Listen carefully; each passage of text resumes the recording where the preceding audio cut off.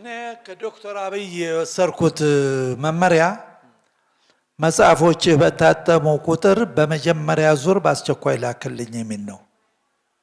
አንድ ጊዜ መጀመሪያ እንድትገናኘን እሱን ነው አደራ ምልህ ብሎ ነው ያሳሰበኝ። ስለዚህ መጽሐፎች ገና ከማተሚያ በፊት ሳይሰራጩ ለሱ ይደርሱታል፣ በትክክልም ያነባቸዋል። ማንበቡን የምረዳው ምንድነው? አሜሪካ ሂዶ ስለ ኡሙ አይመን ሲናገር አየሁት፣ ሰማሁት። ዱባይ ሂዶ እስልምናውን ለኛ ተውት፣ አረበኛ ቋንቋ ብቻ አስተምሩና ያላቸው ማለት ከዚህ መጽሐፎችን በደንብ አንብቧል ማለት ነው። ግን የሚተገብረው አካላታች ያለው ይሄ አጃቢ ባለው ማንም ብትለው እውነት በኢትዮጵያዊነቱና ችግርን ለመቅረፍ ተረድቷል። መድረኩን አለመንጨጫ አንድ ነገር ልንገርህ። እኔ ውጭ በወጣው ቁጥር ወይም ቱርክ ሲሄድ ከዚህ ከጸጉሬ ለቱርፋት እየቆረጡ ይወስዳሉ። የነጃጅተው ዶክተር አብይ ቱርክ ሲሄድ አይታችኋል? ጠቅላይ ሚኒስቴር እኮ ነው። ለምን ነው ያልዩ አቀባበል የተደረገለት?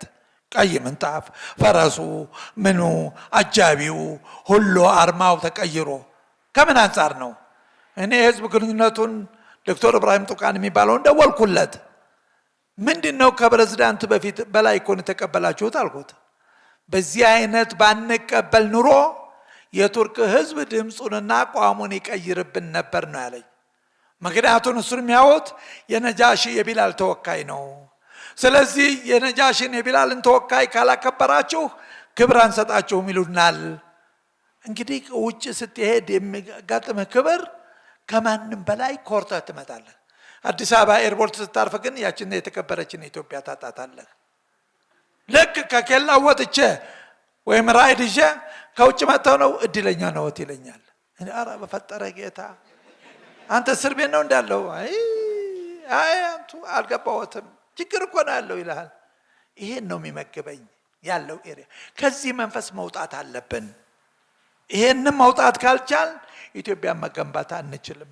ስለዚህ ችግራችን ሜዳው ብዙ አስተምሬበታለሁ፣ ብዙ አዳማጭ ያመሰግኑኛል ይሉኛል።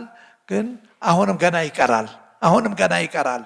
እድሜ ካለ በአጭር ጊዜ መለወጡ ሁኔታ እድለኛ ይሆናል የሚል ግምት አለኝ።